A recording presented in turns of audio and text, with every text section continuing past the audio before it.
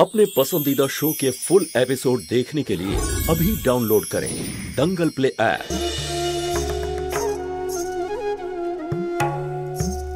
দেখুন, আপনার কাছে যদি উকিল না থাকে তাহলে কোর্টের পক্ষ থেকে আপনাকে একজন উকিল দেওয়া হবে।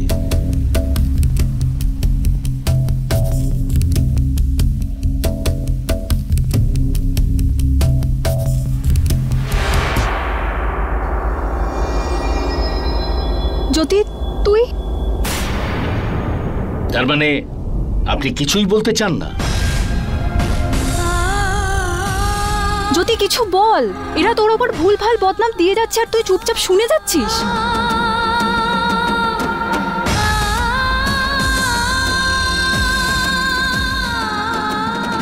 স্যার, এরা মিথ্যে কথা বলছে। জ্যোতি মাত্র 1 মাস পঙ্কজের থেকে আলাদা আছে, আর এই বাচ্চা পঙ্কজেরই। আর আপনার প্রমাণ লাগলে আমি ডিএনএ রিপোর্ট বের করে প্রমাণ করতে পারি। দেখুন, আমি আপনাকে আগেও বলেছি এবং ওয়ার্নিংও দিয়েছি, প্লিজ আপনি বসে পড়ুন আর কোর্টে শান্তি বজায় রাখুন, না হলে কোর্টরুম থেকে আপনাকে বের করে দেওয়া হবে এবং সাজাও পাবেন আপনি। আপনি কিছু বলতে চাইছেন? আপনি কিচ্ছু বলছেন না, তার মানে হলো আপনি সমস্ত দোষ স্বীকার করে নিচ্ছেন আর আপনি নিজেকে দোষী বলেও সাব্যস্ত করছেন। আমাদের এখানে মহিলাদের অত্যন্ত সম্মানের চোখেই দেখা হয়। তিনি মা হতে পারেন, বোন হতে পারেন, আবার দেবীও হতে পারেন। কিন্তু আমি আজ নিজে আপনার এই সরল মুখ দেখে ভুল বুঝেছি, আর আমি শেষ পর্যন্ত এটাই চেষ্টা করছিলাম যাতে আপনি ন্যায় বিচার পান। কিন্তু আপনি সাজারই যোগ্য আর ওনার কাছে অপরাধী। আজ আপনার মতন মেয়েদের জন্যই সমাজ নোংরা হয়ে যাচ্ছে।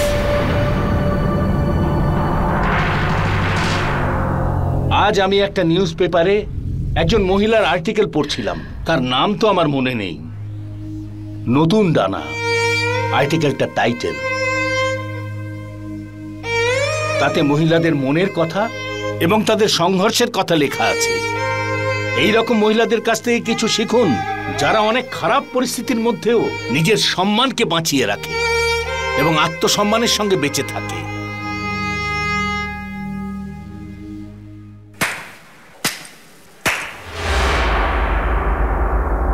স্যার, আপনি এই মুহূর্তে যে মেয়েটার কথা বলছেন সে আর কেউ না, জ্যোতি শর্মা, যে এই মুহূর্তে আপনার সামনে কাঠগড়ায় দাঁড়িয়ে রয়েছে।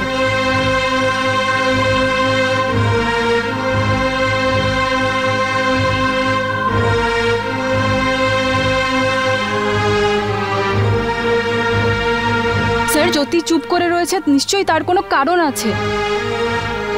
আমার বন্ধু অপরাধী নয়। ওনার চুপ করে থাকাতে আমি এটাই আন্দাজ করেছিলাম। I am sorry. আমিও একজন মানুষ, কখনো কখনো মানুষ চিনতে আমারও ভুল হতে পারে। দেখুন, আপনি যদি চান তো এর আইন অনুযায়ী তদন্ত হতে পারে এবং আপনি ন্যায় বিচারও পেতে পারেন।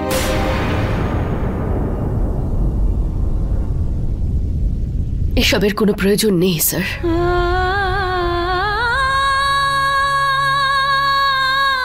কারণ যে অন্যায় আমি করেছি তার শাস্তিও আমাকে পেতেই হবে।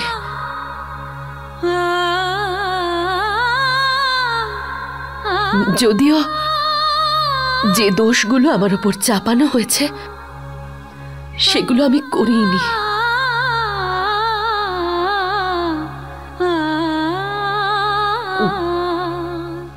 আমি ভুল করেছিলাম।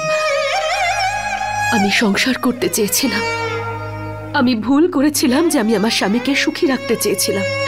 আমার ভুল ছিল যে আমি সারা জীবন এই ভুল ধারণা নিয়ে বেঁচেছি যে এখনো এই পৃথিবীতে ভালো মানুষ আছে।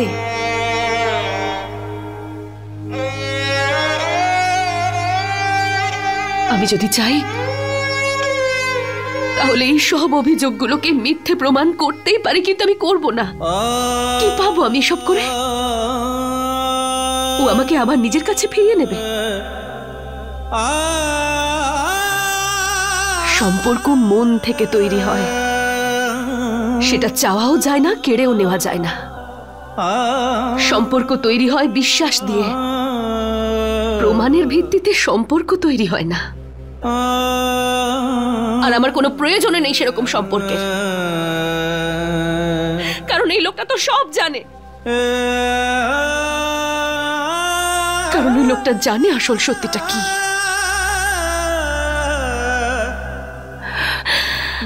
সেই জন্য আমি আমার সন্তানের ওপর এমন কোনো মানুষের ছায়াই পড়তে দেব না যার সত্যি স্বীকার করার সাহসই নেই। সেই জন্য আমি আমার সন্তানের দায়িত্ব এমন কোনো মানুষের হাতে দেব না যে তার মাকে গোটা সমাজের সামনে চরিত্রহীন প্রমাণ করার ষড়যন্ত্রে মিলে আছে।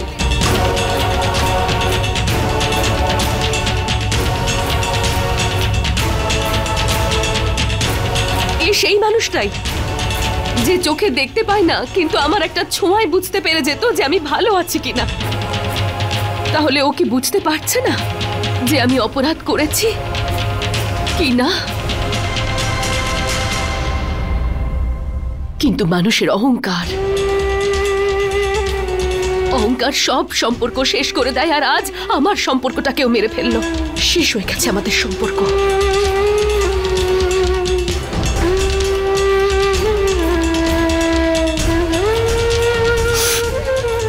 আমার কারোর থেকে কোনো অ্যালিমেনি চাই না। আমার এতটা যোগ্যতা আছে যে আমি আমার সন্তানকে বড় করতে পারবো। আমি ডিভোর্স চাই।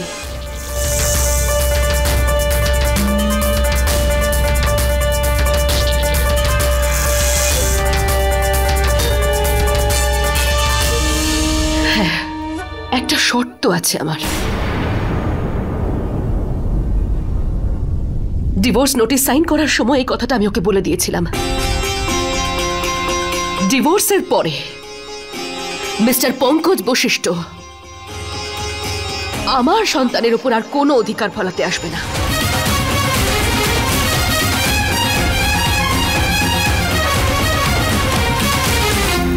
আমি এই শর্তেই ওকে ডিভোর্স দেব যে ভবিষ্যতে এই লোকটা কোনোদিন আমার কাছে আমার সন্তানের উপর কোনো অধিকার ফলাতে আসবে না।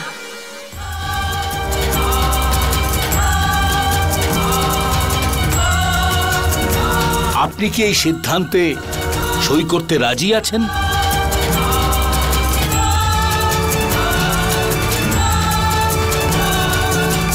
এই ডিভোর্সের পরে এই বাচ্চার উপর কোনো অধিকার আপনার থাকবে না। মিস্টার বশিষ্ঠ, আপনি বলুন, এই সিদ্ধান্ত মেনে নিয়ে আপনি কি সই করতে রাজি আছেন? হ্যাঁ অথবা না?